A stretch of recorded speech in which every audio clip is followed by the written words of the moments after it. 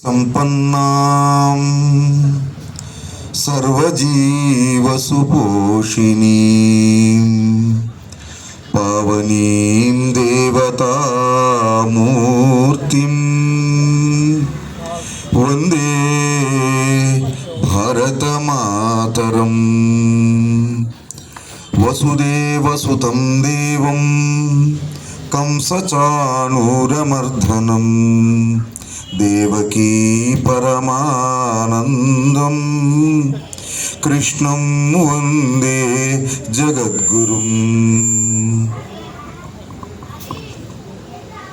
పరమ పవిత్రమైన భరతమాత దివి చరణాలకు ప్రణమిల్లి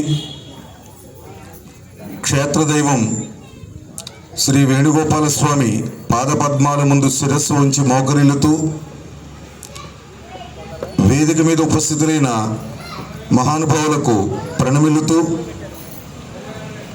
వేదిక ముందు ఉన్న మాతృమూర్తులకు, పెద్దలకు, హిందూ బంధువులందరికీ కూడా నమోవాకాలు సమర్పిస్తున్నాను. పరమ పవిత్రమైన పౌరుషమూర్తి హిందూ పదపాహిషాగా 600 సంవత్సరాల బానిసత్వాన్ని దూరం చేసి హిందూ సామ్రాజ్యాన్ని నెలకొల్పి ఛత్రపతిగా మన్ననలు పొంది అందరి హృదయంలో ఛత్రపతి శివాజీ మహారాజుగా జేజేలు పలుకుతున్నటువంటి నీరాజనాలు అందుకుంటున్నటువంటి ఛత్రపతి శివాజీ మహారాజు జన్మదినోత్సవం సందర్భంగా అందరికీ కూడా శుభాకాంక్షలు తెలియజేస్తున్నాను. ఈరోజు రాష్ట్రీయ స్వయం సేవక్ సంఘ యొక్క ఆవిర్భావం జరిగి 100 సంవత్సరాలు పూర్తయిన సందర్భంగా హిందూ సమ్మేళనం పేరుతో మనం ఇక్కడ కలిసాం. మనందరికీ తెలుసు, ఈ దేశము ప్రపంచంలో ఉన్న అన్ని దేశాల కన్నా చాలా ప్రత్యేకతలు కలిగిన దేశము. 1-2 ఉదాహరణలు చూద్దాం. భగవంతుడు తాను అవతరించాలనుకున్న ప్రతిసారి కూడా ఈ భూమిని ఎంచుకుంటాడు. ఎందువల్లంటే త్వం దేవ నిర్మితం దేశం, భగవంతుడు స్వయంగా నిర్మించుకున్నటువంటి భూమి ఈ భారతదేశం. భగవంతుడు కూడా కీర్తిస్తాడట ఈ దేశం గొప్పతనం గురించి. గాయంతి దేవాః కిలకీతకాని ధన్యాస్తుతే భారత భూమి భాగే స్వర్గాప వర్గాస్పద హేతుభూతే భవంతు భూయః పురుషస్వరత్వాత్ అని భగవంతుడు కూడా ఈ భూమి గురించి గొప్పగా చెబుతాడు. ఎవరైనా మోక్షాన్ని పొందాలి అంటే అది భారత భూమి నుంచి ప్రయాణం చేసినప్పుడు మాత్రమే సాధ్యము అని. చూడండి, మనం కాశీ వెళ్ళినప్పుడు అనేక దేశాల నుంచి వచ్చి ఆ కాశీలో గంగమ్మ తల్లి ఒడిలో స్నానం చేసి ఆ విశ్వనాథుని దర్శనం చేసుకుని పునీతులవుతున్నటువంటి ఎందరో విదేశీయులు మనం చూస్తాం. మనం కాబట్టి ఈ దేశం యొక్క ప్రత్యేకత ఏమిటి అంటే దైవంచే నిర్మించబడిన భూమి కాబట్టి దీన్ని దైవ భూమి అన్నారు. ఇది సాక్షాత్తు మునులు తపోధనులు అవతరించిన భూమి కాబట్టి ముని భూమి, తపోభూమి అన్నారు. ప్రపంచానికి వేదాలను అందించిన భూమి కాబట్టి ఈ భూమిని తపోభూమి అన్నారు. ప్రపంచంలో భారతదేశం అంత సంపన్నమైన దేశం లేదు కాబట్టి దీనిని రత్నగర్భ అన్నారు. ఎందువల్లంటే ఈవేళ ప్రపంచంలో అతి విలువైనటువంటి వజ్రం ఏమిటో మనందరికీ తెలుసు. ఆ వజ్రం పేరు ఎవరైనా ఒకటి చెప్పండి. ఆ కోహినూరు వజ్రానికి యజమాని ఏ దేశం? ప్రపంచంలోనే అతి విలువైనటువంటి నెమలి సింహాసనం, సామ్రాట్ విక్రమాదిత్యుడు పరిపాలన చేసినటువంటి నెమలి సింహాసనం అది భారతదేశం యొక్క సొంతము. అంతే కదా, రత్నగర్భ అనడానికి మరొక కారణం కూడా ఉన్నది. ప్రపంచంలో 6 నెలలు ఎండిపోయే నదులు, 7 నెలలు మంచుగా గడ్డగట్టే నదులు ఉన్నటువంటి ప్రపంచ దేశాల్లో ఉన్న నదులుంటే మన భారతదేశంలో మన పక్క నుంచి కూడా ప్రవహిస్తున్న తల్లి మనకు తెలుసు. మనకి ఆహారము నీరు అందిస్తున్నటువంటి సంస్కృతిని అందించినటువంటి తల్లి మన పక్క నుంచి వెళుతోంది. ఇటువంటి తల్లులు భారతదేశంలో 365 రోజులు ప్రవహించే జీవనదులుగా ఉన్న దేశము కేవలం భారతదేశం మాత్రమే. గంగా సరస్వతి సింధురు బ్రహ్మపుత్రస్య గండకి కావేరి యమున రేవ కృష్ణా గోదా మహానది ఇలా అనేక నదుల యొక్క ఉద్గమ స్థానాలు ఈ భారతదేశంలోనే ఉన్నాయి. అంత జీవనదులను కన్న తల్లి మన భారతదేశం. మరొక ప్రశ్న అడుగుతున్నాను, ప్రపంచంలో ఎత్తైన పర్వతాలు ఏవి? ప్రపంచంలోనే ఎత్తైన పర్వతాలు 10th క్లాస్లో పిల్లలు చెప్పాలి. భరతనాట్యం చేసిన ప్రశ్న జవాబు చెప్పచ్చు మీరు. హిమాలయ పర్వతాలు. ఎత్తైన శిఖరము ఎవరెస్ట్ శిఖరము. చూసారా, మనకు కూడా మన చదువులకు దూరం అయిపోతున్నాం. గా అంటే గణపతిని కాకుండా గా అంటే గాడిదని చదువుతున్నాం మనం. కాబట్టి మనదైన సంస్కృతికి మనకు తెలియకుండానే మనం దూరం చేస్తున్నారు. కాబట్టి ప్రపంచంలో ఎత్తైన పర్వతాలు భారతదేశంలో ఉన్నాయి, ప్రపంచంలో ఎత్తైన శిఖరము భారతదేశంలోనే ఉన్నది. మహేంద్రో మలయసహ్యో దేవదాత్మ హిమాలయ ధ్యేయో రైవతకో వింధ్యో గిరిశ్చారావళి సహా. ఇన్ని పర్వతాలు కలిగినటువంటి దేశము భారతదేశం. భారతదేశాన్ని 3 వైపులా సముద్రాలు ప్రవహిస్తున్నటువంటి దేశము. కాబట్టి ఇక్కడ ఒక సంస్కృతి ఉన్న దేశము. వేల లక్షల సంవత్సరాల నుంచి సంస్కృతి ఉన్నటువంటి దేశము ఈ భారతదేశము. అంతేకాదు ఈ దేశం యొక్క ప్రత్యేకతలు చాలా ఉన్నాయి. ప్రపంచంలో ఏ దేశమైనా ఒక్కసారి బానిసత్వంలోకి వెళితే 20 సంవత్సరాల నుంచి 40 సంవత్సరాల లోపు ఆ దేశం బానిసత్వంలో ఉంటే సమూలంగా ఆ దేశాన్ని వాళ్ళు కోల్పోయారు, ఆ జాతిని వాళ్ళు కోల్పోయారు. ఇవాళ ప్రపంచంలో ఎన్నో సంస్కృతులు కాలగర్భంలో కలిసిపోయాయి. ఈజిప్ట్ సంస్కృతి, రోము సంస్కృతి, ఇథియోపియా సంస్కృతి, గ్రీకు సంస్కృతి ఇవాళ ఇవి లేవు ఎక్కడ భూమి మీద. ఇవాళ ప్రపంచంలో పెద్ద దేశంగా ఏ దేశాన్ని చెబుతాం? మన పిల్లలు అక్కడికి వెళ్ళాలని తపన పడిపోతూ ఉంటాం, తహతహలాడుతూ ఉంటాం. ఏ దేశం అది? ఏ దేశం అండి? అమెరికా. అక్కడ పెద్ద ఆయన ఉన్నాడు, ఆయన గుర్తొస్తేనే భయం వేస్తూ ఉంటుంది మన పిల్లల గురించి. కాబట్టి ఎప్పటికి ఏది ప్రస్తుతమో తెలియదు పాపం, ఎప్పుడు ఏది మాట్లాడతాడో తెలియదు. 50% అంటాడు, 18% అంటాడు, మిత్రుడు అంటాడు, శత్రువు అంటాడు. కాబట్టి అటువంటి అమెరికన్స్ పరిపాలిస్తున్న అమెరికా ఇవాళ అమెరికన్స్ అది కాదు. దాని ఓనర్లు ఎవరంటే రెడ్ ఇండియన్స్. 30 సంవత్సరాలు బానిసత్వంలోకి వెళ్ళిన కారణంగా వాళ్ళు అమెరికాను కోల్పోయారు. కానీ భారతదేశం, ఇందాకనే చెప్పారు కృష్ణ గారు, ఎన్ని కష్టాలకు ఓర్చారు ఆయన. ఎవరైనా 600 సంవత్సరాల బానిసత్వాన్ని తరిమి కొట్టారు. 200 సంవత్సరాలు బ్రిటిష్ వారనే క్రైస్తవుల పాలన నుంచి భారతదేశాన్ని తరిమి కొట్టాము. డచ్ వారు, పోర్చుగీస్ వారు, వారు వీరు 1000 సంవత్సరాలు బానిసత్వాలను అనుభవించిన మందడంలో రాత్రి 8 గంటలకు స్వేచ్ఛగా కూర్చుని హిందూ సమ్మేళనం జరుపుకునేటటువంటి జాతి హిందూ జాతి మాత్రమే. ఎంతమంది త్యాగధనుల బలిదానాల కారణంగా మనం ఇలా నిలబడగలిగాం. ఎంతమంది చేసినటువంటి వీర శౌర్య పరాక్రమాల కారణంగా మనం ఇలా నిలబడగలిగాం స్వతంత్రంగా. కాబట్టి ఈ జాతి నిలబడింది అంటే ఎంతోమంది యొక్క మహానుభావుల యొక్క సమర్పణ దీనిలో ఉన్నది. కాబట్టి ఇక్కడ మనం సంఘం యొక్క ఆలోచన ఎలా వచ్చిందో ఒకసారి ఆలోచిద్దాం. ఈ శతాబ్ది ప్రారంభం ఎలా ఉంది, ఈ శతాబ్ది ముగిసే సమయానికి ఎలా ఉన్నాయి పరిస్థితులు ఒకసారి ఆలోచిద్దాం. శతాబ్ది ప్రారంభము అంటే 1925లో రాష్ట్రీయ స్వయం సేవక సంఘాన్ని ప్రారంభించారు. పరమ పూజనీయ డాక్టర్ జీ కేశవరావు బలీరామ్ హెడ్గేవర్జీ. ఆయనే ప్రథమ సరసంఘ చాలక్ సంఘానికి. అప్పటికి దేశంలో ఉన్న పరిస్థితులు ఎలా ఉన్నాయి అని చెప్పంటే, బానిసత్వంలో ఉన్నాము, ఆత్మ విస్మృతిలో ఉన్నాము, ఆత్మ నూన్యతలో ఉన్నాము, పేదరికంలో ఉన్నాము, స్వేచ్ఛ లేకుండా ఉన్నాము, అనేక రూపాల్లో విడిపోయి బలహీనపడిపోయి ఉన్నాము.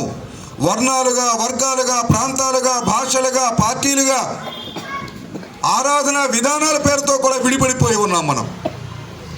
కాబట్టి ఏమాత్రము ఒకరికి సంబంధం లేదన్నట్టు జీవించడం ప్రారంభించాం.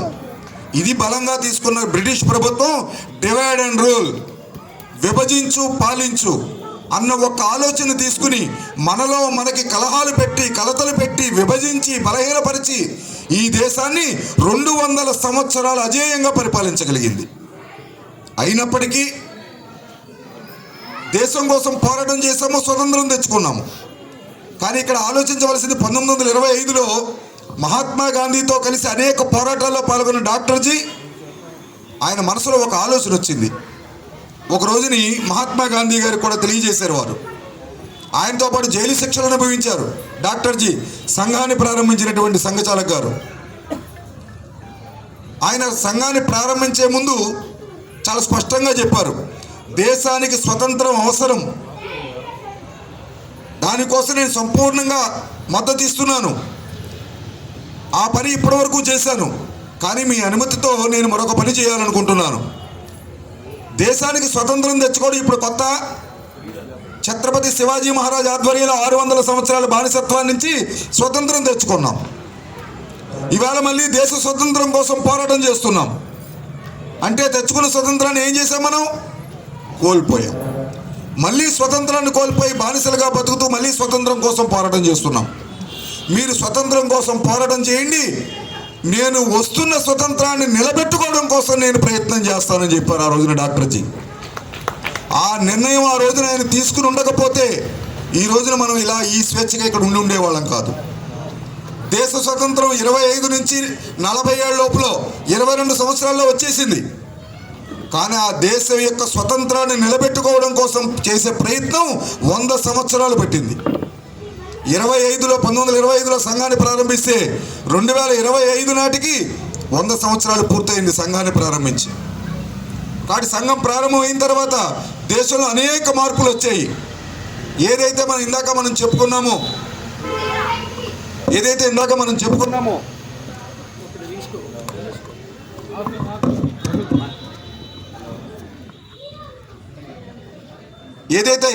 చెప్పుకున్నామో ఆ విధంగా దేశానికి స్వతంత్రం వచ్చే ఉద్యమం ఒకవైపు నడిచింది.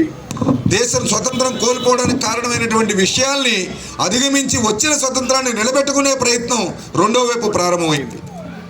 శతాబ్ది ప్రారంభం ఆ రకంగా ఉంటే శతాబ్ది ముగిసే సమయానికి ఉన్న వాతావరణం ఏమిటని చెప్పంటే ప్రజలలో ఆత్మస్థైర్యం పెరిగింది. ఈవేళ ఉన్న పరిస్థితి మాట్లాడుకుంటే నేను హిందువుని అనే స్పృహ పెరిగింది, నా జాతిని రక్షించుకోవాలనే తపన పెరిగింది, నా సంస్కృతిని కాపాడుకోవాలనేటటువంటి దీక్ష పెరిగింది, నా భావి తరాలు దీన్ని అనుసరించాలి అనే ఆలోచన పెరిగింది. ఆ ఆలోచనలో భాగమే ఇంతకుముందు గంట సేపు మన చిన్నారులు అంటే అమలాపురం పాట పాడకుండా భరతనాట్యం చేశారు, కూచిపూడి చేశారు, శివాజీని చూపారు. ఈ సంస్కృతిని అనుసరించే వాతావరణం ఈ శతాబ్ది చివరికి వచ్చింది అంటే 100 సంవత్సరాల సంగమ యొక్క కృషి దీని వెనకాల ఉన్నది. కాబట్టి ఈవేళ నా తర్వాత తరానికి నా సంస్కృతిని అందించాలి, ఈ దేశాన్ని కాపాడుకోవాలి. ప్రపంచంలో శాంతి ఉండాలంటే భారతదేశంలో హైందవం ఉండాలి. ఎందుకు ఉండాలి అన్నది కూడా మనకు చరిత్ర చూపిస్తున్నది. ఒక్క హిందువులు మాత్రమే లోకా సమస్త సుఖినో భవంతు అని పిలుస్తారు, అని పలుకుతారు. మీ ఇంటిలో మీ డబ్బుతో మీరు ఇల్లు కట్టుకుని ఆ ఇల్లు కట్టుకున్న సందర్భంగా మీరు హోమం చేసుకుని మీరు సత్యనావ్రతం చేసుకుంటే ఆ వ్రతం పూర్తయిన తర్వాత మీ చేత అక్షంతలు వదిలించి నీళ్లతో అక్షంతలు వదిలేటప్పుడు మీతో చెప్పించే మంత్రం ఏమిటి? లోకా సమస్త సుఖినో భవంతు. మీ ఇంటిలో కొత్తగా మొట్టమొదటి రోజున అడుగుపెట్టిన రోజున కూడా మీ ఆలోచనలో మార్పు తీసుకురాలేదు మన దృష్టిలో. లోకల్లో అందరూ సుఖంగా ఉండాలి, అందరూ బాగుండాలి, అందులో నేను ఉండాలి. ఇది చెప్పేవాళ్ళు ప్రపంచంలో విశ్వంలో హిందువులు మాత్రమే. నా దేవుణ్ణి ఆరాధించకపోతే నువ్వు సైతాను అయిపోతావు, నా దేవుణ్ణి ఆరాధించకపోతే నువ్వు కాఫిరు అయిపోతావు, నిన్ను కొట్టి చంపడం పవిత్ర కార్యం, నిన్ను నరికి చంపడం దైవ కార్యం అని మన మతం ఎప్పుడూ చెప్పదు, మన ధర్మం ఎప్పుడూ చెప్పదు. కాబట్టి అందరి మంచి కోసము ప్రయత్నం చేయడము ఇది మన హిందుత్వం మనకు నేర్పింది. కాబట్టి ఇటువంటి హిందుత్వం నిలబడకపోతే భారతదేశానికి కాదు ప్రపంచానికే శాంతి ఉండదు. ఇవాళ ఒకే మతాన్ని అవలంబించేటువంటి దేశాలు కొట్టుకు చేస్తున్నాయి. ఒకే మతాన్ని అవలంబించే దేశాల్లో ఒక మతం ఆ మతం వాళ్ళే బాంబులు పెట్టి కాల్చి చంపుకుంటున్నారు. కానీ ఇన్ని రకాల వైవిధ్యాలున్నా మనందరము కలిసి ఉండగలిగామని చెప్పంటే ఆ భరతమాత మెడలో ఆ శివాజీ మెడలో వేసినటువంటి ఆ దండలో ఉన్న దారంగా ఈ పువ్వులన్నింటినీ సమాహారం చేసినటువంటి ఆ దారం పాత్రనే హిందుత్వం ఈ దేశంలో పోషిస్తున్నది. అందువల్ల మనందరం కలిసి ఉన్నాం. మనలో వర్ణాలు ఉన్నాయి, వర్గాలు ఉన్నాయి, ప్రాంతాలు ఉన్నాయి, భాషలు ఉన్నాయి. ఇంకా చెప్పాలంటే ఈ కలియుగం కాబట్టి పార్టీలు ఉన్నాయి, ఆరాధన విధానాలు ఉన్నాయి. ఎన్నున్నప్పటికీ నేను హిందువుని, నేను భారతీయుడిని, నేను ఈ జాతి వారసుడిని అనే భావన మనలో మనందరినీ కలిపి ఉంచేలా ప్రయత్నం చేస్తోంది. ఈ మార్పు ఈ శతాబ్ది పూర్తి అయ్యేటప్పటికి వచ్చినటువంటి మార్పు సంఘం యొక్క ప్రయత్నం కారణంగా. సంఘం ప్రారంభించిన తర్వాత తీసుకున్న ఒక పెద్ద కార్యక్రమం మొట్టమొదటి ఏమిటంటే 1952 సంవత్సరంలో గోహత్యని నిషేధించాలని 2 కోట్ల సంతకాలు సేకరించి రాష్ట్రపతికి నివేదన చేయడం జరిగింది. కాబట్టి ఈ దేశం 5 అంశాల పట్ల నిష్ట కలిగి ఉంది. ఇన్నిసార్లు స్వతంత్రం కోల్పోయినా, ఇంత పోరాటం చేసినా, ఈ దేశానికి స్వతంత్రం రావడానికి కారణమైన కోరుకున్న అంశాలు 5. 1, గోరక్ష జరగాలి. దీనికోసం స్వతంత్రం కోసం పోరాటం చేశాం. మన ఛత్రపతి శివాజీ 11 సంవత్సరాల వయసులో నడి రోడ్డు మీద గోవుని చంపుతుంటే ఆ చంపుతున్న వ్యక్తి మీదకి కత్తి దూసి, నువ్వు గోవు మెడ మీద కత్తి వేస్తే నీ తల మీద ఈ కత్తి పడుతుంది అని చెప్పి నిలబెట్టి ఆ గోవుని చంపకుండా ఆపినటువంటి గోభక్తి ప్రేమికుడు మన ఛత్రపతి శివాజీ. అటువంటి గోభక్తి మన నరనరాల్లో ఉన్నది. గావో విశ్వస్య మాతరః అని ఆరాధిస్తాం మనం. కాబట్టి సకల దేవతా స్వరూపిణిగా చూస్తాం. కాబట్టి గోవులు చంపబడుతుంటే బాధతో ఈ పరాయి రాజ్యంలో మనకి గోవుల యొక్క వధ నిరాఘాటంగా జరుగుతుంది. కాబట్టి గోరక్ష కావాలి, మనకు స్వతంత్రం కావాలి అనుకున్నాం. మన దేవాలయాన్ని కూల్చుతుంటే, మన దేవాలయాల ఆస్తులను కొల్లగొడుతుంటే, మన విగ్రహాలు పగలగొడుతుంటే, ఇందాక చెప్పారు వారు, ఈ దేవాలయాలన్నీ ఇలా పగిలిపోయి ఉన్నాయి ఏంటని ఛత్రపతి శివాజీ అడిగారని. కాబట్టి ఆ పరిస్థితిలో దేవాలయాన్ని రక్షించుకోవడం కోసం స్వతంత్రం కావాలని కోరుకున్నాం. మన పురాణ గ్రంథాలను చదివే పరిస్థితి, వాటిని ఆచరించే పరిస్థితి లేకుండా చేసేస్తే బానిసలుగా మనల్ని వాటిని ఆచరించే విధానం తెచ్చుకోవాలి. మన భావితరాలకి, పిల్లలకి మన పురాణ ఇతిహాసాలు, వేదాలు, ఉపనిషత్తులు, శృతులు, కృతులు వాటి గురించి తెలియాలి అన్న ఉద్దేశంతో దేశానికి స్వతంత్రం కావాలని కోరుకున్నాము. జననీ జన్మభూమిశ్చ స్వర్గాదపి గరీయసి అని శ్రీరామచంద్రమూర్తి చెప్పినట్టు ఈ భూమి మనకి స్వర్గం కన్నా గొప్పది. కాబట్టి ఈ తల్లి మీద పరాయివాడి కాలు ఉండడానికి వీల్లేదు. ఈ తల్లి దాస్య శృంఖలాన్ని విడగొట్టాలి. ఈ భూమాత మన చేతిలోనే ఉండాలి అన్న ఉద్దేశంతో మనం పోరాటం చేశాం. ఇక చివరగా మాతృమూర్తులు, కలకంట కంటినీరు ఉరికిన సిరి ఇంట నిలవదని నమ్మే జాతి భారత జాతి, హిందూ జాతి. కాబట్టి మన మాతృమూర్తుల యొక్క గౌరవాన్ని నిలబెట్టుకోవడం కోసం పోరాటం చేస్తాం. ఈ 5 కావాలని పోరాటం చేసినటువంటి మనము స్వతంత్రం వచ్చిన తర్వాత కొన్ని అవకతవకల కారణంగా, ఐకమత్యం లోపించిన కారణంగా, మనలో మనము సమరసతను కోల్పోయిన కారణంగా కొన్ని ఇబ్బందులు పడ్డాం. కాబట్టి దీని నుంచి ముందుకు తీసుకెళ్లే మొదటి కార్యక్రమంగా గోహత్య నిషేధ చట్టాన్ని తీసుకొచ్చే ప్రయత్నం చేశాం. మనం సంఘము 2 కోట్ల చేస్తారా, 3 పట్టుకోవడం కొంచెం కష్టము. ఆయన చేసిన కష్టంగానే పెద్ద కష్టం కాదుగా, ప్రయత్నం చేద్దాం. కాబట్టి ఆ విధంగా వీటిని రక్షించుకునే ప్రయత్నంలో దేశ స్వతంత్రం కోసం పోరాటం చేశాము. అటువంటి వచ్చిన స్వతంత్రంలో రక్షించుకునే ప్రయత్నంలో గోహత్య నిషేధ చట్టం కోసం సంఘం మొట్టమొదటిసారి ఉద్యమించింది. 2 కోట్ల సంతకాలతో రాష్ట్రపతికి నివేదన సమర్పించింది. అదే సమయంలో చైనాతో యుద్ధం వచ్చింది భారతదేశానికి. అప్పుడు మన ప్రధానమంత్రి గారు హిందీ చీనీ భాయి భాయి అని ఈయన జబ్బలు తెచ్చుకుంటున్న సమయంలో అదే చీనీ వచ్చి మన సైనికులు కుత్తుకలు కోసేయడం మొదలెట్టింది. ఆ పోరాటంలో దురదృష్టవశాత్తు సరైన సమయంలో సరైన నిర్ణయం తీసుకొని కారణంగా చైనా చేతిలో భారత ఓటమి చవిచూసి భారత భూభాగాన్ని చైనా ఆక్రమించింది 1962.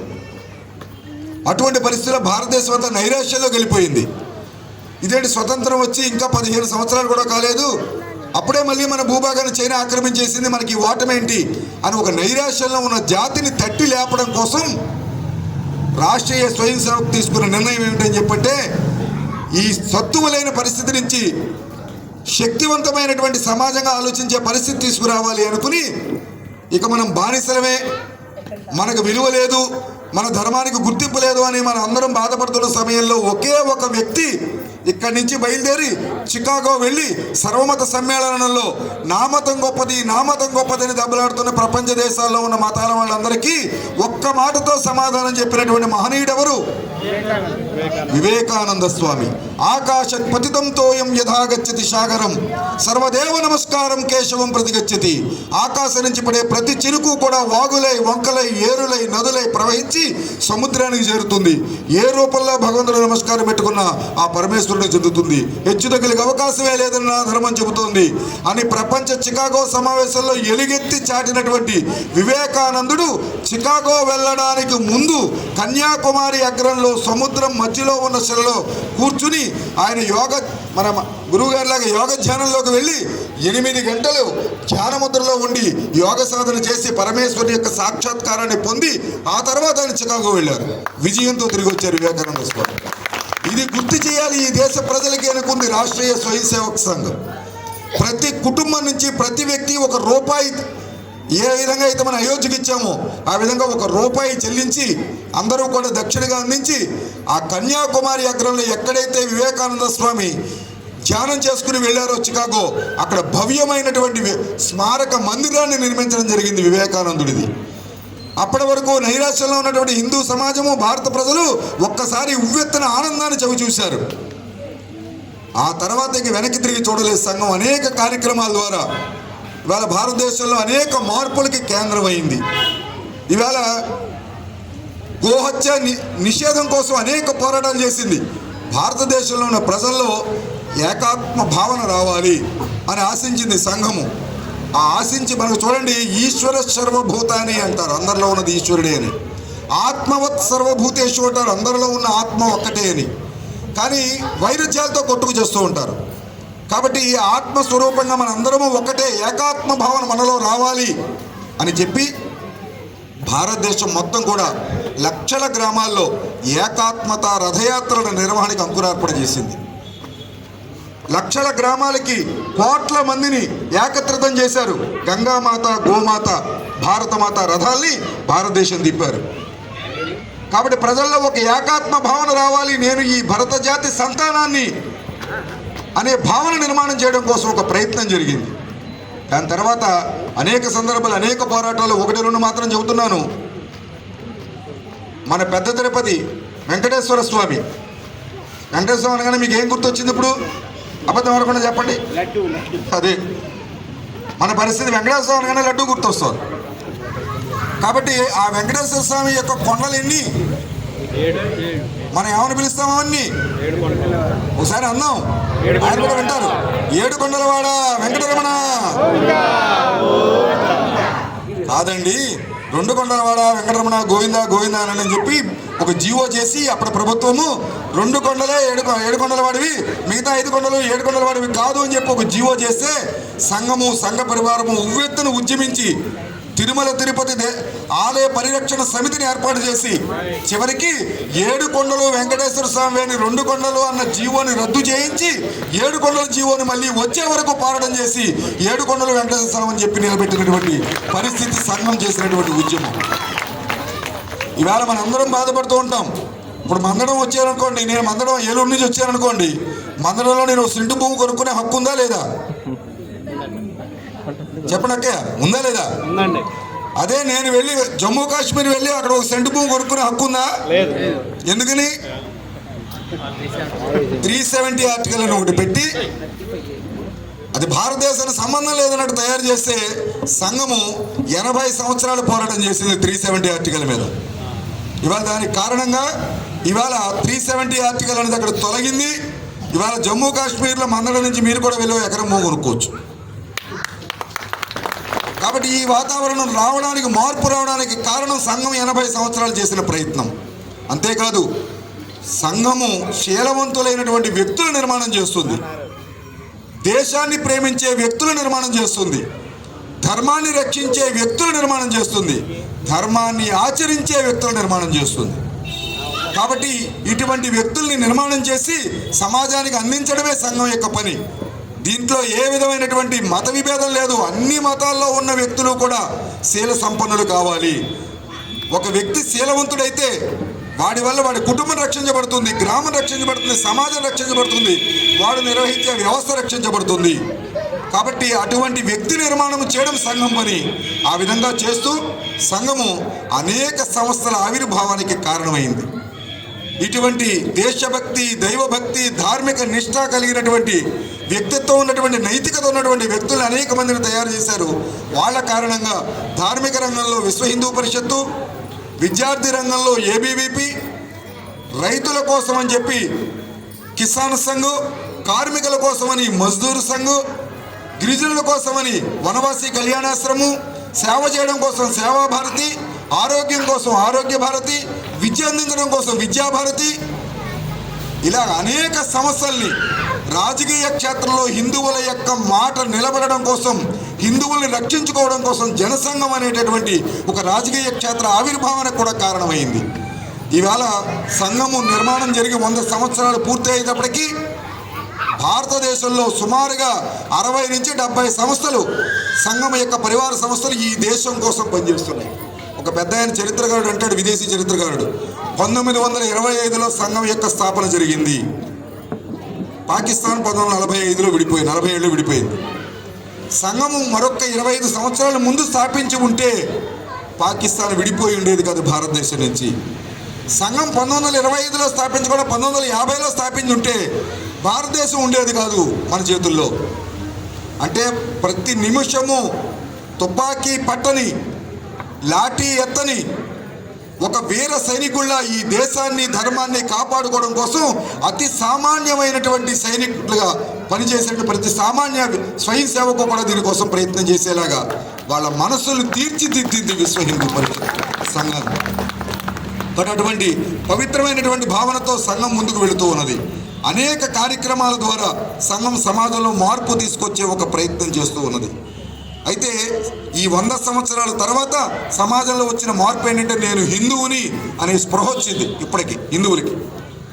ఇంతవరకు నువ్వెవరు అని అడిగితే, ఇప్పుడు ఎవరిని అడిగినా సరే, మీరు ఎవరిని అడిగారు కూడా మేము ఆర్యవైశ్యులం అండి, మేము ఎవరు అండి, మేము కమ్మవారం అండి, మేము బ్రాహ్మణం అండి, మేము క్షత్రియులం అండి. ఇంతగా పరిమితం అయిపోయిన హిందూ సమాజం ఈవేళ నేను హిందువుని అనే స్పృహ రావడానికి కారణము రాష్ట్రీయ స్వయం సేవక్ సంఘ్. కులం ఉంది, ఆ కులాన్ని గడప లోపల పాటిద్దాం, గడప బయటకు వస్తే మనం హిందువులను భావిద్దాం. అటువంటి వాతావరణం ఇవాళ సమాజంలో నిర్మాణం కావడానికి కారణమైంది. ఇవాళ సమాజంలో అనేక రకాలైనటువంటి భావాలు మారడానికి మరొక కారణము సంఘము ధర్మ సంసదలు, ధర్మాచార్య సమ్మేళనాలు పూజ్య స్వామీజీలతో నిర్వహించింది.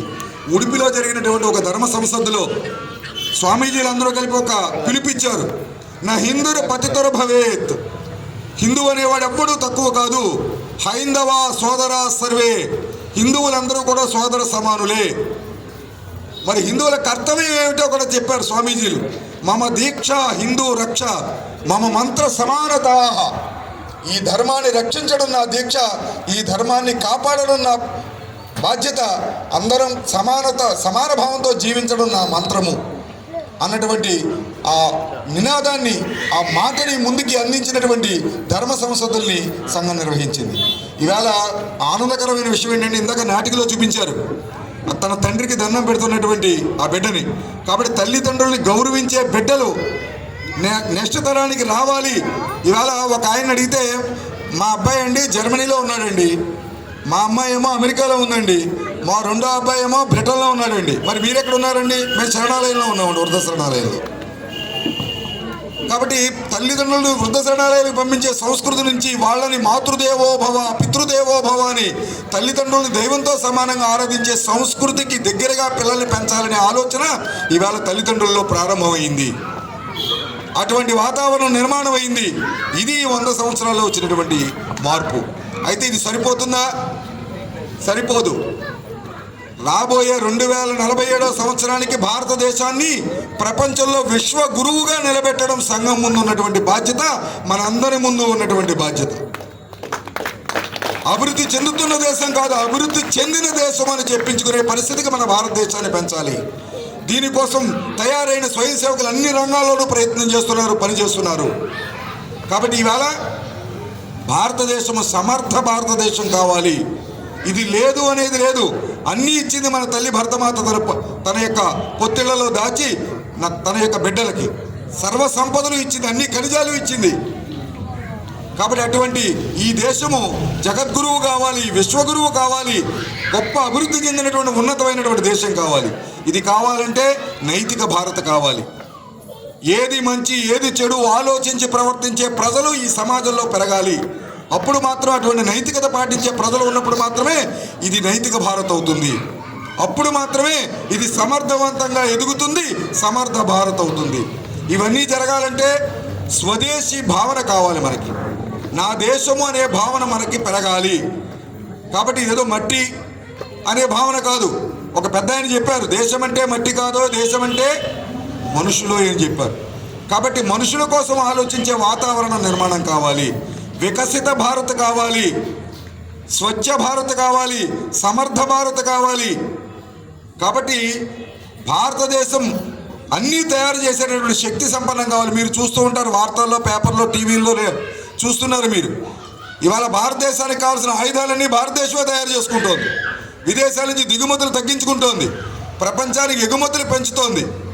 ఒక్కసారి అమెరికా 50% మీ మీద ట్యాక్స్ వేసామంటే విలవల్లాడిపోలేదు భారతదేశం. చివరికి ట్యాక్స్ వేసిన వాళ్ళు దిగొచ్చి మాదే పొరపాటు అయింది, 18% చేస్తున్నామన్నారు. కాబట్టి ఇవాళ సమర్థవంతమైన భారత్గా నిలబడింది ప్రపంచంలో భారతదేశం. ఈవేళ భారత్ను కాదని ఏ దేశము ఏ నిర్ణయము తీసుకోలేని స్థాయికి భారతదేశం ఎదిగింది. ఇది 2047 నాటికి ఈ భారతదేశం ప్రపంచానికి నాయకత్వం వహించాలి. భారతదేశం నాయకత్వం వహిస్తే శివాజీ పాలనలో ఉంటుంది. భారతదేశం నాయకత్వం వహిస్తే శ్రీకృష్ణదేవరాయల పాలనలో ఉంటుంది. భారతదేశం నాయకత్వం వహిస్తే ఝాన్సీ లక్ష్మీబాయి పాలనలో ఉంటుంది, చంద్రగుప్తుని పాలనలో ఉంటుంది, విక్రమాదిత్యుని పాలనలో ఉంటుంది. కాబట్టి ఇటువంటిది ప్రపంచానికి అవసరము. కాబట్టి ప్రపంచ దేశాలకి ఇవాళ భారతదేశం ఒక చూసే పరిస్థితి ఇవాళ నిర్మాణం అయింది. 2047 నాటికి విశ్వ గురువు కావాలి భారతదేశం. అయితే ఇది కావాలంటే ఎలా జరగాలి అంటే మనలో కూడా కొన్ని మార్పులు రావాలి. మనము కొన్ని విషయాల్లో కొన్ని మార్పుల కోసం ప్రయత్నం చేయాలి. అందులో మొదటి మార్పు ఏమిటి అంటే మన కుటుంబాన్ని మనం చక్కదిద్దుకోవాలి. మన పక్కనున్న పోలీస్ స్టేషన్ కానిస్టేబుల్ గారు వచ్చి మన కుటుంబాన్ని చక్కదిద్దరు. సక్రమంగా లేకపోతే వీటిని 4 తగిలించి మాత్రమే వెళ్తారు. ఆయన డ్యూటీ అది. మన డ్యూటీ ఏంటి?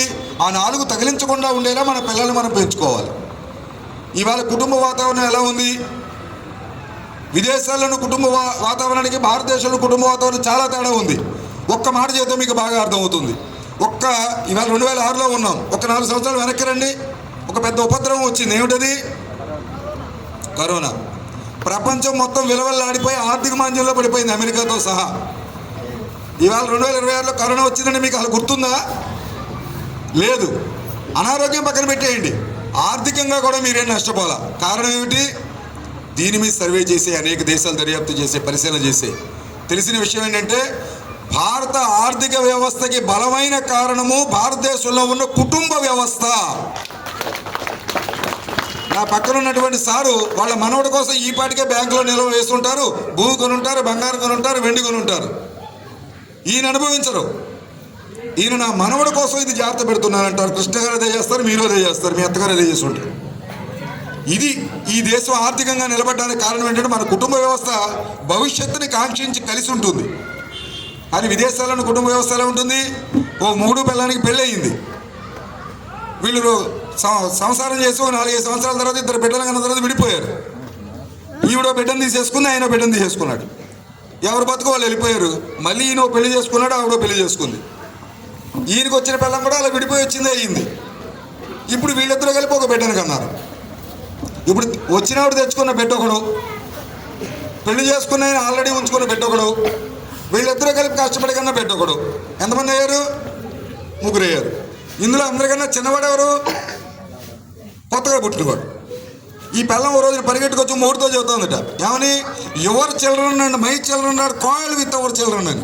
నీ కొడుకు నా కొడుకు కలిపి మన కొడుకుని పట్టుకు బాధేస్తున్నారు. ఈ సంస్కృతి, ఈ కుటుంబ వ్యవస్థ అక్కడిది. ఇక్కడ ఏకపత్ని వ్రతము, ప్రపంచ దేశాలు ఆశ్చర్యపోయే ఏకపత్ని వ్రతము.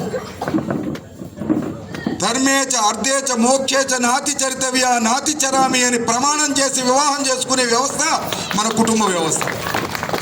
కానీ దురదృష్టం ఏమిటని చెప్పంటే, మీరు తెలుసుకోండి, సమాచార హక్కు చట్ట ప్రకారం తెలుసుకోండి, లేకపోతే మీకు తెలుసున్న లాయర్ని అడగండి. మీ పక్కనే బ్రహ్మాండమైన హైకోర్టును పెట్టారు చంద్రబాబు నాయుడు గారు. కాబట్టి హైకోర్టులో ఎవరైనా పెద్దవాళ్ళు ఉంటే తెలుసుకోండి. ప్రతి సంవత్సరము విడాకుల కేసులు పెరిగిపోతున్నాయి. ఇది హిందూ సమాజానికి పెద్ద ప్రమాదము. ఎలాంటి విషయాలకు విడిపోతున్నారని చెప్పంటే, ఇడ్లీలో చట్నీ బాగోలేదని విడిపోయిన జంటలు చూసాం. వెనకాల పిలకుంది కాబట్టి విడిపోతున్నామన్న జంటలు చూసాం. నా మొగుడు డ్రెస్ బాగోలేదు కాబట్టి విడిపోతున్నాం. నా మొగుడు వాడే సెంటు బాగుండట్లేదు కాబట్టి విడిపోతున్నాం. మీకు జోక్ అనిపిస్తుందేమో, విడాకుల కేసులు ఇవన్నీ ఉన్నాయి. కాబట్టి కేవలం టీలో పంచదార సరిగ్గా వేయలేదని విడిపోయిన జెండలు కూడా చూస్తున్నాం మనం. ఇది భారతీయ సంస్కృతి కాదు, హైందవ సంస్కృతి కాదు. చిట్ట చివరి వరకు కూడా ఇవాళ మనం అప్పుడప్పుడు మన టీవీలో పేపర్లో చూస్తూ ఉంటాం, 90 సంవత్సరాల వయసు ఉన్నటువంటి ఆ భార్యాభర్తలు వాళ్ళు ఒకరికొకరు ఎంత చక్కగా సహకరించుకుంటూ ఉంటారని చెప్పంటే పెళ్లి రోజున ఎలా ఉన్నారో 90 సంవత్సరాల తర్వాత కూడా అలాగే ఉంటారు వాళ్ళు. అది మన సంస్కృతి. దానికి దూరం అయిపోతున్నాం కాబట్టి విడాకుల కేసులు పెరుగుతున్నాయి. కాబట్టి విడాకుల నుంచి ఈ దేశాన్ని రక్షించుకోవాలంటే మన కుటుంబ వ్యవస్థని కాపాడుకోవాలి. కాబట్టి అసలు మన కుటుంబంలో వారంలో ఒక్కరోజైనా కూర్చుని అందరం కలిసి భోజనం చేస్తున్నామా? కాబట్టి ఎవరు అమ్మ ఎవరు నాన్న మమ్మీ డాడీలు అయిపోయామా? పరమ పూజ్య శివపీఠాధీశులు శ్రీ శివస్వామీజీని వేదిక మీదకి రావాల్సిందిగా ప్రార్థిస్తున్నాను.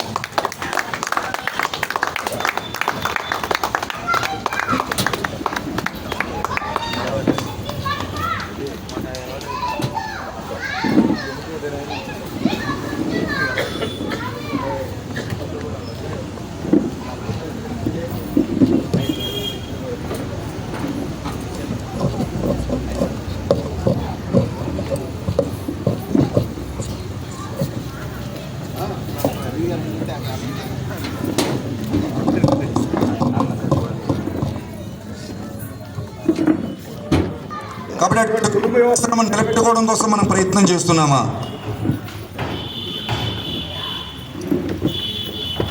మన ఇంట్లో హిందుత్వ వాతావరణం నిలబెట్టుకుంటున్నామా? మన పిల్లలకి పురాణ పురుషులకు సంబంధించిన విషయాలు తెలుసా? మన ఇంట్లో రామాయణం కానీ భారతం కానీ భాగవతం కానీ ఉందా? వారానికి ఒక్కసారైనా మన సకుటుంబంగా ఏ దేవాలయానికైనా వెళుతున్నామా? నెలకు ఒక్కసారైనా ఏ ఆశ్రమానికైనా వెళ్ళి ఏ పీఠానికైనా వెళ్ళి స్వామీజీ దగ్గర కాసేపు కూర్చుని ఆయన చెప్పే 4 మంచి మాటలు మన పిల్లలకి వినిపిస్తున్నామా? ఇది మనము ఆలోచించుకోవాల్సిన సమయం వచ్చింది. మన కుటుంబ వ్యవస్థ నిలబడితేనే ఈ దేశం నిలబడుతుంది. రెండవది సమరసత. ఇవాళ మనలో మనకి పడని వాతావరణమే మన బలహీనత. కలిస్తే బలుస్తాం, బలిస్తే నిలుస్తాం, విడిపోతే పడిపోతాం. కాబట్టి మనం కులం పేరుతో, వర్ణం పేరుతో, వర్గం పేరుతో, ప్రాంతం పేరుతో, భాష పేరుతో, ఆరాధన పేరుతో మనం బలహీనపడి విడిపోతే మనలో ఐక్యత లోపిస్తే బలహీనులు అయిపోతాం. కాబట్టి హెచ్చుతగ్గులు పాటించకూడదు. ఇందాక మనం చెప్పుకున్నాం, నా హిందురిపతితర భవేత్. కాబట్టి దీనికోసం సంఘం ప్రయత్నం చేస్తుంది. మనం ఇది అలవాటు చేసుకోవాలి. మనం ఏదైతే భారతదేశాన్ని జగద్గురువుగా చూడాలనుకుంటున్నామో అది జరగాలంటే 5 విషయాల పట్ల మనం శ్రద్ధ చేయాలి. 1 కుటుంబం పట్ల మనం శ్రద్ధ చేయాలి. అదే పెరుగుతుంది కుటుంబము. పిల్లల్ని హాస్టల్లో వేసేసాము, పిల్లకి బస్సులో కాలేజీకి వెళ్ళిపోతుంది. ప్రతి నిమిషము మనం మన కుటుంబం పట్ల అప్రమత్తతగా ఉండాలి. కాబట్టి అటువంటి కుటుంబ వాతావరణం నిర్మాణం చేసుకోవడంతో పాటుగా సమాజాన్ని కుటుంబంగా భావించే వాతావరణం, వసుదైవ కుటుంబం అంటాం మనం. ఈ వసుదే మన కుటుంబం అని భావిస్తాం. ఇంకా హెచ్చు తగిలికి అవకాశం ఎక్కడుంది? మనం ఆరాధించే అన్ని దైవాలు అన్ని రకాల ఈవేళ మన కలియుగంలో చెప్పుకునే కులాలన్నీ ఉన్నాయి. పక్కనున్న శ్రీకృష్ణ పరమాత్ముడు ఏ కులము? ఆయన కులం లేదు. మళ్ళీ నన్ను అలా అన్నానని అనుకోకండి. మనం కలియుగంలో పాటిస్తున్న కులంలో ఎవరు అయినా ఏ కులంలో పుట్టాడు చెప్పండి? రాముడు, హనుమంతుడు, అరుంధతి, వాల్మీకి, కన్నప్ప, వ్యాసుల వారు, సంత రవిదాసు, శ్రీమద్ విరాట్, పోతులూరి వీరబ్రహ్మేంద్ర స్వామి, వీళ్ళలో మనం కులాలు చూసామా ఎప్పుడైనా? కాబట్టి ఈ కులము అనేది మన బలహీనపరుస్తుంది. కాబట్టి గడప లోపల పాటించాలి. మన వ్యవహారాలకు సంబంధించిన కొన్ని పాటించవలసిన నియమాలు ఉంటాయి.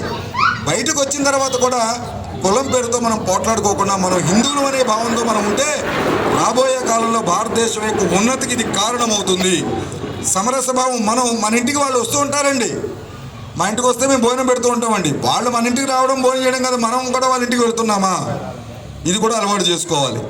ఏ కులము తను ఒక్కతే బతకలేదు, మిగిలిన కులాలన్నీ సహకారంతో బతుకుతాయి.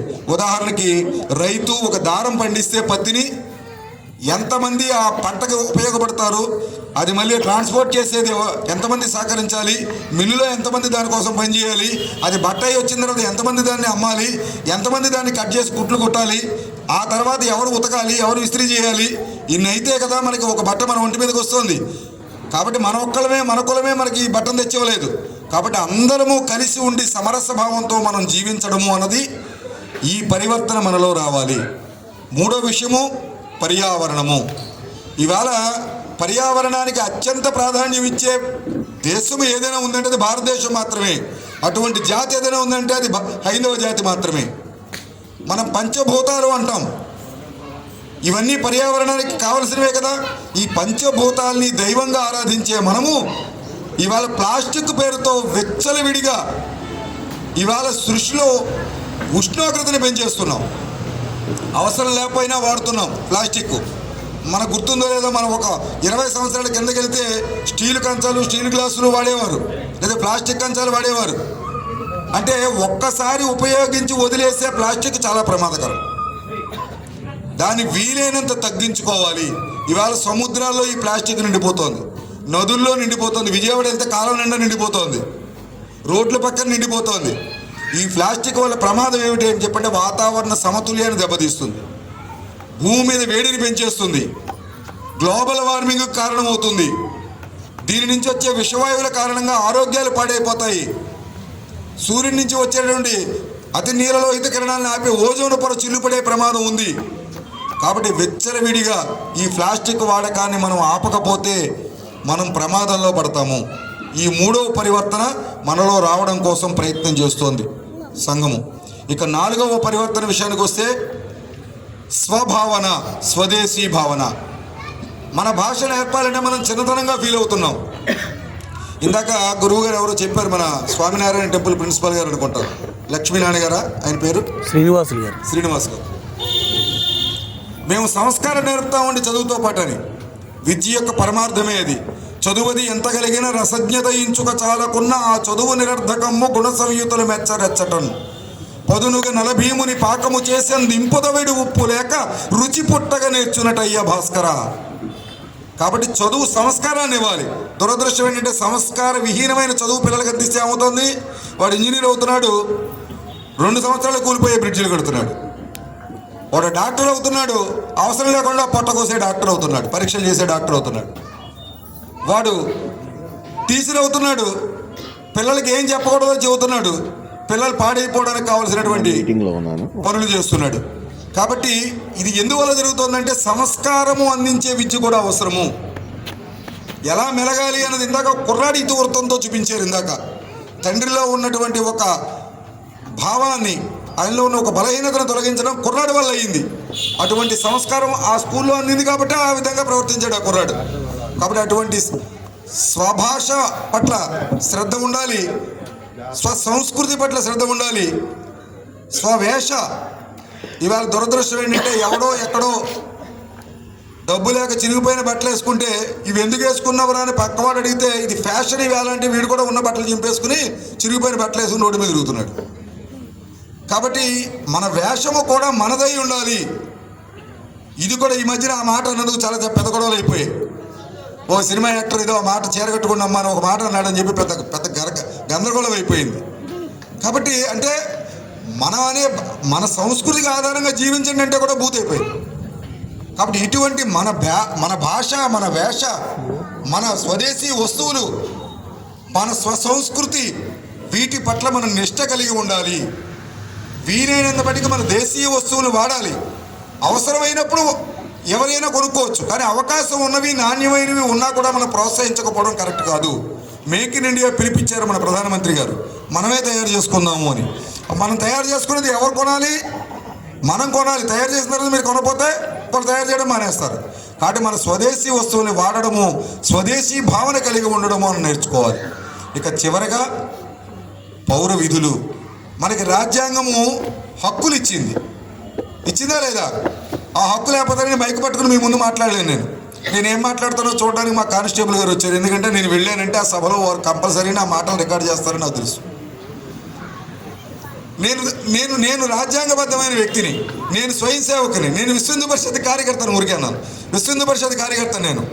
కాబట్టి ఈ రాజ్యాంగము మాటని మితిమీరకుండా నడవడమే సంఘం మనకు నేర్పింది. ఉదాహరణ చూడండి, 500 సంవత్సరాల పోరాటం చేసాం అయోధ్య గురించి. కానీ అయోధ్య ఆలయాన్ని రాజ్యాంగబద్ధంగా, న్యాయబద్ధంగా, చట్టబద్ధంగా సుప్రీంకోర్టు తీర్పు తెచ్చుకుని అయోధ్యలో రాముడు పుట్టిన చోట నవ్య భవ్య దివ్య రమ్య రామ మందిరాన్ని నిర్మించుకున్నాం. మనం చట్టాన్ని వ్యతిరేకించాం. మనం ఈ సమాజంలో శాంతి ఉండాలంటే ప్రతి వాళ్ళము కూడా రాజ్యాంగానికి కటిబద్ధులమై ఉండాలి. రాజ్యాంగం ఇచ్చినటువంటి హక్కుల్ని కోరుకోవడం కాదు, రాజ్యాంగం చెప్పినటువంటి విధులను కూడా పాటించాలి. ఉదాహరణకి చిన్నవే కావచ్చు, పెద్ద ప్రభావం చూపిస్తాయి. రోడ్డు మీద వెళ్తున్నాము, ఎటువైపున వెళ్ళాలి తల్లి? రోడ్డు మీద నడిచి వెళ్ళేటప్పుడు తెలుసా? నీకు తెలుసా? చెప్పు. లెఫ్టా రైటా? లెఫ్టా రైటా? లెఫ్ట్ వెళ్ళి రైట్కి వెళ్ళచ్చు. రైట్. కుడివైపు ఎడవైపు అంటే చెప్పలేకపోయారు. కారణం ఏంటి? స్వభాష. కాబట్టి మనం అది కూడా పాటించాలి. రోడ్డు మీద వెళ్ళేటప్పుడు ఎడమ వైపున వెళ్ళడం మన విధి. అక్కడ ట్రాఫిక్ రూల్స్ ఉంటాయి కొన్ని. ఇంత వేగం మించి వెళ్ళకూడదని బోర్డు పెడతారు. బీఆర్టీ రోడ్లో ఒక చోట 30 కిలోమీటర్ల వేగం అని ఉంటుంది బోర్డు, 2-3 చోట్ల. అటు వెంటనే స్లో చేయాలి వెహికల్ని. అంటే మనము ఏది పాటించాలంటే మన అధికారులు ఏది చెప్పారో, అధికారులు అంటేనే రాజ్యాంగం, పాలకులు అంటేనే రాజ్యాంగం. కాబట్టి వాళ్ళు చెప్పింది మనం ఆచరించడం అలవాటు చేసుకోవాలి. ఇది పౌరుని యొక్క విధి. ఇవాళ అంతేకాదు, లంచం తీసుకోవడం మన రాజ్యాంగం మనకి ఇచ్చిన హక్కేనా కాదా? మరి అదేమిటి, వాడు ఎవడో లంచం అడిగితే లంచం ఏమిటయ్యా అని అడిగితే లంచం మామూలు అండి. మామూలు ఎందుకు ఇవ్వాలి? మామూలే కదా సార్ అన్నాడు వాడు. కాబట్టి లంచం అడగడం నేరం కాదు, ఇవ్వడం కూడా నేరమే. కాబట్టి లంచగొండి మనస్తత్వానికి దూరంగా ఉండడం పౌరునిగా, భారతదేశ పౌరునిగా మన విధి. దీన్ని కూడా పాటించడానికి ప్రయత్నం చేయాలి. ఇక మనం పంచాయతీలో ఉన్నాం అనుకోండి, ట్యాక్స్ కట్టాలా ఎగ్గొట్టాలా? కడితేనే మన గ్రామం అభివృద్ధిలోకి వెళ్తుంది. అంతే కదా. ఆఖరికి మన ఇంటి దగ్గర గవర్నమెంట్ బళ్ళు తీసుకొస్తారు, ఈ చెత్త అంతా అందులో వేసేస్తారు. దానికి ఏదో కొంత ట్యాక్స్ ఉంటుంది. ఆ ట్యాక్స్ మనకి ఇంటి పన్నులో ఇచ్చేస్తారు. అలాగే మనకు వాటర్ ఇస్తున్నందుకు పన్ను ఉంటుంది అందులో. అలాగే మన ఊళ్ళో లైబ్రరీ నిర్వహిస్తున్నందుకు పన్ను ఉంటుంది అందులో. ఇవన్నీ మనం కట్టవలసిన పన్నులు. చట్టం మనం నిర్ణయించి కట్టమన్న పన్నులు మనం కట్టడం కూడా పౌరుని యొక్క విధే. ఇక పెద్దవాళ్ళు ఉన్నారు, వెనకాల సీట్లో ఉన్నారు, లక్షాధికారులు, కోటీశ్వర్లు ఉంటారు వెనకాల. వాళ్ళ విధి కూడా ఒకటి ఉంది. వాళ్ళు ఎన్ని కోట్ల రూపాయలు వ్యాపారం చేసినా సంవత్సరం తర్వాత వాళ్ళు ఇన్కమ్ ట్యాక్స్ కట్టవలసింది వాళ్ళు కట్టాలి. అది వాళ్ళ విధి. అలాగే వ్యాపారం చేసే వాళ్ళు జిఎస్టీ కట్టడం వాళ్ళ విధి. కాబట్టి మన రాజ్యాంగం మనకి ఇచ్చిన విధులని మనం తూచా తప్పకుండా ఆచరించడము. ఇందాక మనం చెప్పుకున్న సమరసత కూడా మన విధే. నువ్వు ఎక్కువ, నేను ఎక్కువ, నువ్వు తక్కువ, ఇది పాటించకుండా అందరము సమానము అన్న భావంతో మనం జీవించడం మన విధి. ఈ పంచ పరివర్తనలు మనలో వచ్చినప్పుడు మనలో ఐకమత్యం పెరుగుతుంది. ఈ పంచ పరివర్తనలు మనలో వచ్చినప్పుడు మన దేశం ఉన్నతి వైపుకి ముందుకు వెళుతుంది 4 అడుగులు.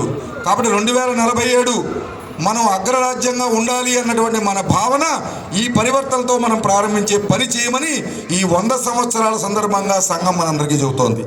100 సంవత్సరాలు సాధించిన విజయాన్ని సెలబ్రేట్ చేసుకోవడం కోసమే హిందూ సమ్మేళనాలు నిర్వహిస్తున్నాం మనం. ఇక తర్వాత ఇంకొక విషయం మీ ముందు పెడుతున్నాను. యువత. ఈ దేశం యొక్క ఆస్తి యువకులు. ప్రపంచంలో అన్ని దేశాల్లోనూ కూడా ముసలి వాళ్ళు పెరిగిపోయారు. మీరు నమ్మండి, ఇది వాస్తవం. ఈ మధ్య చంద్రబాబు నాయుడు గారు ఏ మీటింగ్కి వెళ్ళినా పిల్లల గురించి మాట్లాడుతున్నారు. ఎవరు మాట్లాడుతున్నారు? ఒక్క పిల్లాన్ని కనమని మాట్లాడుతున్నారా? ఇద్దరిని కనమంటున్నారా? ఇది కరెక్ట్. నలుగురిని కాదు, మీరు ఎంతమంది పిల్లలైనా కనండి, మేము మీకు సహకరిస్తామని చెబుతున్నారు కదా. అంటే మన దేశం యొక్క పరిస్థితి అలా ఉంది. ప్రపంచంలో ఏ దేశమైనా సరే ఆ జాతి జనన రేటు, పుట్టుక రేటు 2% ఉంటేనే ఆ జాతి నిలబడుతుంది. లేకపోతే కాలగర్భంలో కలిసిపోతుంది ఆ జాతి. ఇందాక మీకు కొన్ని జాతులు చెప్పాను. గ్రీకు సంస్కృతి, రోమన్ సంస్కృతి, ఈజిప్ట్ సంస్కృతి, ఇథియోపియా సంస్కృతి, ఇవన్నీ కాలగర్భంలో కలిసిపోయాయి. ఇవాళ హిందువులు కూడా అదే ప్రమాదంలో ఉన్నారు. ఇవాళ హిందువుల యొక్క జనన రేటు భారతదేశంలో 1.81కి తగ్గిపోయింది. మినిమం 2 ఉండవలసింది 1.81కి వచ్చేసాం హిందువులము. ముఖ్యంగా తెలుగు రాష్ట్రాల్లో, ఆంధ్రప్రదేశ్, తెలంగాణలో హిందువుల జనన రేటు 1.5కు పడిపోయాం. ఇది చాలా ప్రమాదకరమైన సంకేతము. కాబట్టి దీన్ని కూడా మనం దృష్టిలో పెట్టుకోవాలి. దీంతో పాటుగా యువకులు అధికంగా ఉన్న భారతదేశంలో యువకులు నిర్వీర్యం అయిపోతున్నారు మత్తు పదార్థాల కారణంగా. ఇందాక నాటికలో చూసాము. నిన్న ఒక కుర్రాడు 11 సంవత్సరాల పిల్లని చంపేసి పాడు చేసి చంపేసి ఆ పేపాలో పెట్టాడు. మీరు చూసారు. తర్వాత వాడు చచ్చిపోయాడు అనుకోండి, అది వేరే సంగతి. మదనపల్లిలో అంటే వాడు ఆ పరిస్థితిలో ఎందుకు చేశాడు అంటే గంజాయి పెంచడం వల్ల చేశాడని పోలీసులు చెబుతున్నారు. అంటే విచక్షణ కోల్పోతున్నారు. యువత నిర్వీర్యం చేసేస్తున్నారు ఈ గంజాయితో, మత్తు పదార్థాలతో, మందులతో. కాబట్టి ఈ మత్తు పదార్థాల నుంచి యువతని కాపాడుకోవాల్సి నిశాముక్త భారత్ అయితేనే ఈ దేశం డెవలప్ అవుతుంది. ఆ విషయంలో యువతను కాపాడుకోవాలి మనము. కాబట్టి మన పిల్లలు ఎలా ఉన్నారు, ఏ అలవాట్లతో ఉన్నారు, ఏం చేస్తున్నారు, ఏ సమయానికి వచ్చారు, ఎక్కడికి వెళ్ళి వచ్చారు పరిశీలించుకోవాల్సిన సమయం ప్రతి తల్లిదండ్రిది అయ్యింది ఇప్పుడు. కాబట్టి వాళ్ళకి తెలియకపోవచ్చు, వాళ్ళ వెనకాల స్నేహితుల కారణంగా వీళ్ళు కూడా పక్కదారికి వెళ్ళే పరిస్థితులు వస్తున్నాయి. కాబట్టి దీని నుంచి కాపాడుకుని యువతను కాపాడుకోవాలి. చివరికి ఇన్ని చేయాలంటే ఇది చేయకుండా చూసే శక్తులు కూడా భారతదేశంలో ఉన్నాయి. ఒకటి మెకాలే విద్యావాదులు. ఈ మెకాలే మానసపుత్రులు ఉన్నారు. వీళ్ళు ఈ దేశం ఏది గొప్పగానే చెబుతారు. ఛత్రపతి శివాజీని చిట్టెలుగానే చెబుతారు. వివేకానంద స్వామిని సన్యాసి అని చెబుతారు. కాబట్టి సన్యాసి అయిన, అసామాన్యమైన సన్యాసి అయిన వివేకానంద స్వామి. కాబట్టి మన వీరుల చరిత్రను ఇంత చేసి చూపిస్తారు. ఈ దేశం మీదకి ఆక్రమణకు వచ్చిన వాళ్ళ చరిత్రను ఇంత చేసి చూపిస్తారు మన పుస్తకాల్లో. కాబట్టి ఈ మెకాలే విద్యావాదులు ఈ దేశాన్ని బలహీనపరిచే ఆలోచనలు పెంచుతున్నారు. దాంతోపాటుగా ఈ దేశంలో అనేక రకాలుగా విదేశీ మత సంస్థలు పనిచేస్తున్నాయి. అవి ఈ దేశాన్ని బలహీనపరిచే ప్రయత్నం మత మార్పుల ద్వారా చేస్తున్నాయి. మూడో వైపున సామ్యవాదుల పేరుతో ప్రజాస్వామ్యంలో సామ్యవాదం అనే ఒక వాదాన్ని తీసుకొచ్చి కలిసి ఉండే వాతావరణం నిర్వీర్యం చేస్తున్నారు. తల్లి వేరు, కొడుకు వేరు, భర్త వేరు, భార్య వేరు, ఆడవాళ్ళు వేరు, మగవాళ్ళు వేరు, రైతులు వేరు, కూలీలు వేరు, కార్మికుడు వేరు, పారిశ్రామికవేత్త వేరు. ఇలా విడదీసి సమాజాన్ని కలిపి ఉంచిన వాతావరణాన్ని సామ్యవాదులు చేస్తున్నారు. ఇక నాలుగో వైపున ఈ దేశాన్ని విభజించే తుక్కడే గ్యాంగ్ బయలుదేరింది. ఈ దేశాన్ని కేకును కోసుకున్నట్టు ముక్కలుగా కోసుకుని తినేస్తామని చెబుతున్నారు. కాబట్టి అటువంటి పరిస్థితులు ఈ దేశాన్ని రక్షించుకోవాల్సిన అవసరం మనమే ఉన్నది. ఇటువంటి శక్తుల నుంచి మనం ఈ దేశాన్ని కాపాడుకోవాలంటే మనము ఈ దేశాన్ని కలిపి ఉంచడం కోసం ముందు మనం కలిసి ఉండాలి. ఆ వాతావరణం నిర్మాణం చేసుకోవాలి. అప్పుడు మాత్రమే మన దేవాలయాలు రక్షించబడతాయి. అప్పుడు మాత్రమే మన పురాణ గ్రంథాలు కాపాడబడతాయి. అప్పుడు మాత్రమే మన గోవులు రక్షించబడతాయి. అప్పుడు మాత్రమే గోవధ ఆగుతుంది. మనం కలిసి ఉన్నప్పుడు మాత్రమే లడ్డు అపవిత్ర ఆగుతుంది, పరకామణి చోరీ ఆగుతుంది, దేవాలయాల యొక్క పవిత్రత నిలబడుతుంది. ఇవాళ మన హైందవ శంకారావం చేసాం. మనం దేవాలయాలకి స్వయం ప్రతిపత్తి కావాలని. ఇవాళ భారతదేశంలో స్వతంత్రం వచ్చి 80 సంవత్సరాలైనా మత స్వతంత్రం రాని జాతి ఏదైనా ఉందంటే అది హైందవులు మాత్రమే. హిందువులకు మాత్రమే మత స్వతంత్రం లేదు. వాళ్ళ దేవాలయాలు వాళ్ళు నిర్వహించుకునే అవకాశం లేదు. చర్చిలకి మసీదులకు ఉన్న స్వతంత్రం హిందూ దేవాలయాలకు లేదు.